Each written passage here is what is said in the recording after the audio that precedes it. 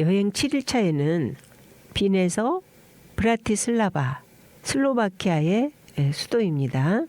브라티슬라바를 거쳐 헝가리의 부다페스트로 가는 날입니다. 브라티슬라바는 슬로바키아의 수도이자 가장 큰 도시로 다뉴브 강변에 있어서 성 위에 올라 아름다운 강변을 바라볼 수 있었습니다. 과거에는 헝가리 왕국의 수도였다니 과거를 조용히 추억하는 참 작고 조용한 도시였습니다. 언덕 위에 있는 작은 성곽 브라티슬라바, 이어서 다누비아나 뮬렌스틴 미술관으로 가는데요. 이곳 또한 너무도 아름다운 미술관이었습니다.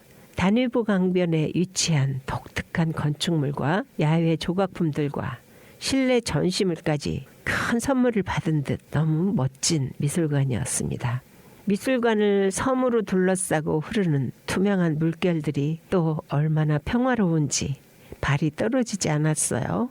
네덜란드 수집가의 컬렉션이 바탕이 된 국제적인 문화 공간이라고 하는데 이런 공간이 있다는 게 얼마나 부러웠는지요. 이후 서너 시간의 국가 이동 중에는 버스가 좀 이동 시간이 긴 시간마다 동행한 박재동 화백님의 미술에 관한 강의를 많이 들었습니다. 졸다가 듣다가 또 깔깔거리는 사람들의 그 웃음소리에 또 맛있는 걸 서로 사서 나누기도 하고 재밌는 이야기가 끝이 없습니다. 이렇게 저녁에 도착한 곳은 헝가리 부다페스트 다뉴브 강가의 요람선 선착장이었습니다. 차가운 강바람을 녹여주는 훈훈한 선상 식사와 화려한 강변 관람이 우리를 황홀케 했습니다. 아름답고 푸른 도나우, 요한 스트라우스의 은은한 왈츠 음악 속에 유유히 흐르는 요람선, 세 개의 다리와 황금빛 건물과 물결이 반사가 되어 눈이 부시는 헝가리 국회의사당을 담기에 바쁜 손길들, 강 건너 성곽엔 부다, 옛날의 부자 동네의 지역과 강남의 화려한 페스트, 신도시 지역이 합해서 부다페스트라고 합니다. 다음 날 이슈트반 대성당을 보고 그레이트 마켓 부다페스트 중앙시장에서 우린 자유시간을 가졌습니다. 그곳의 생필품과 식료품 등을 보고 자유식사도 경험했습니다. 예쁜 수공예품들이 많아서 우리는 서로 흥정하면서 바가지 쓴 사람도 있고 또 알뜰하게 물건도 사고 식사를 하기도 하는 바로 이런 즐거움이 자유여행의 즐거움.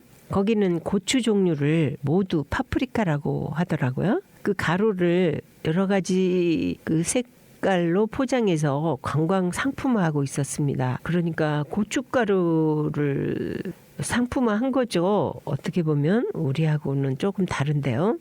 마늘도 많이 사용한다고, 많이 식용한다고 해요.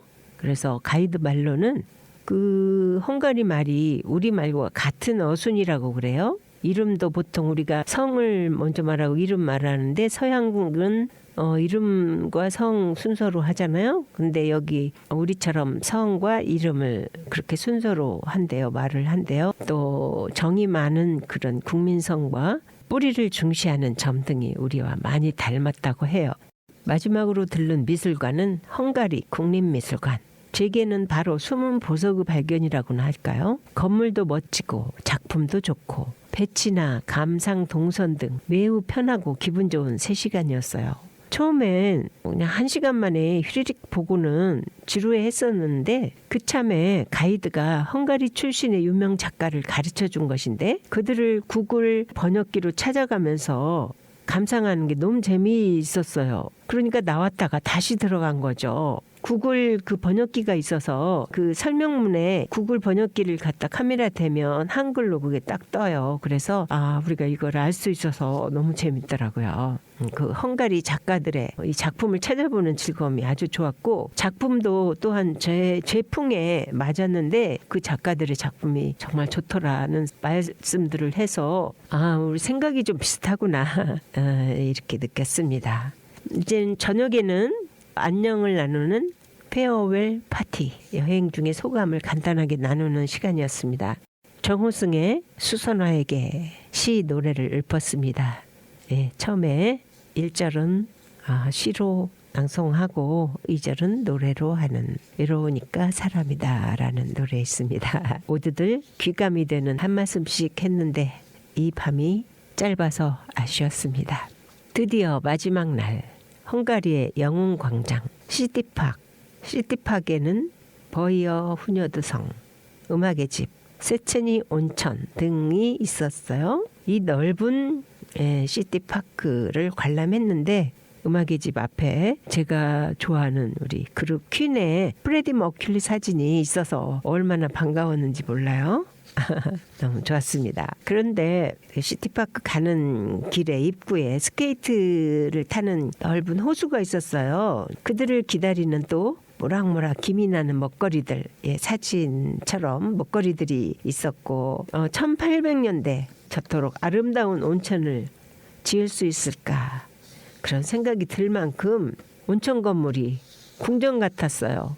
누가 저 건물을 온천이라고 하겠습니까? 그 당시는 모든 건물을 그렇게 아름답게 지었다는 거, 궁전이든 온천이든 관공서든 모든 건물을 예쁘게 멋있게 지었다는 거, 바로크 양식이겠죠 아마도.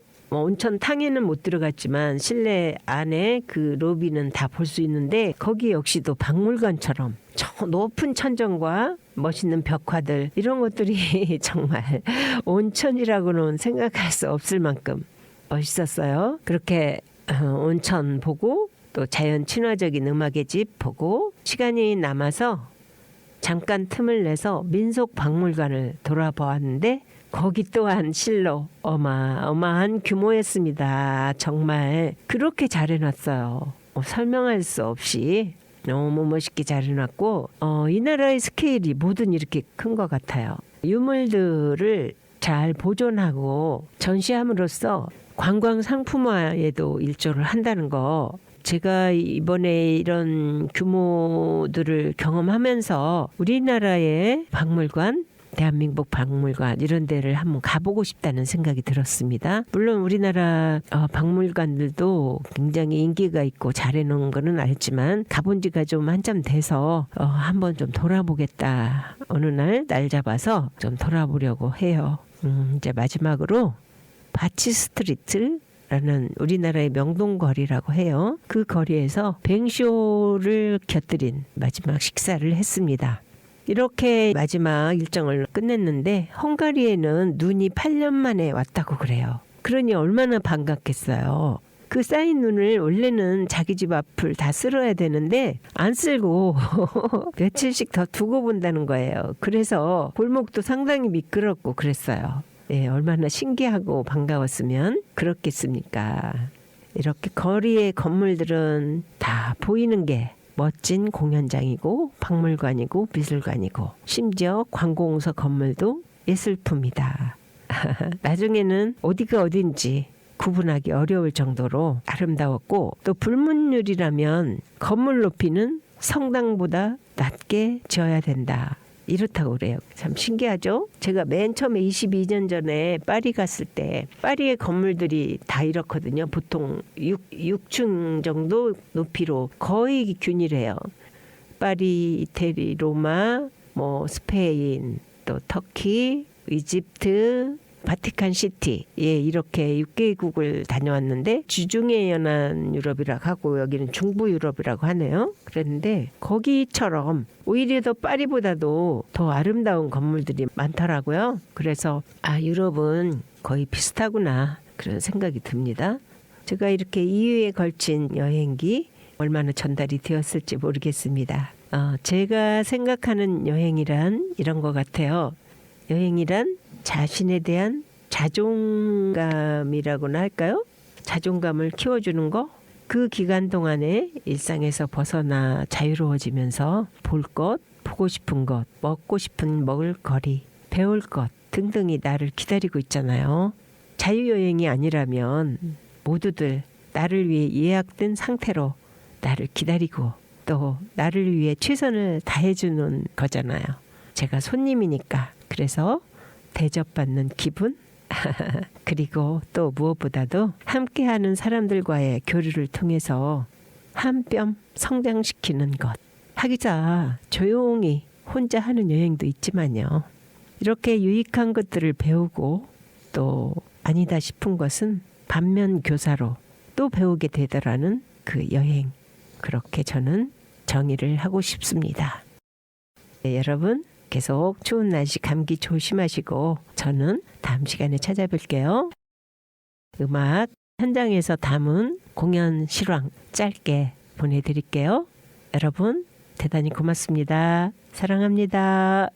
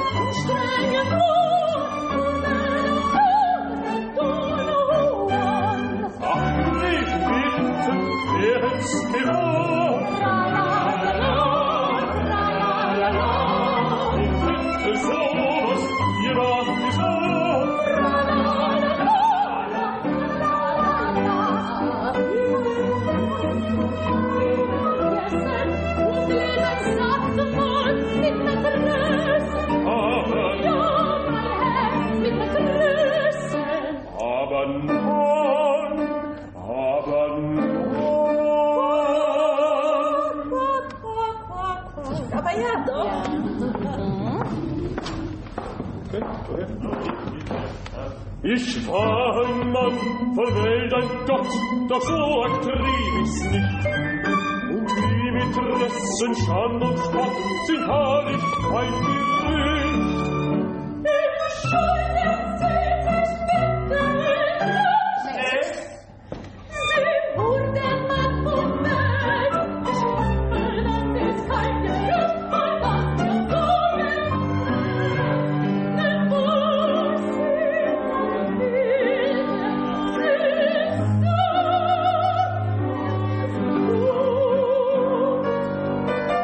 sie haben was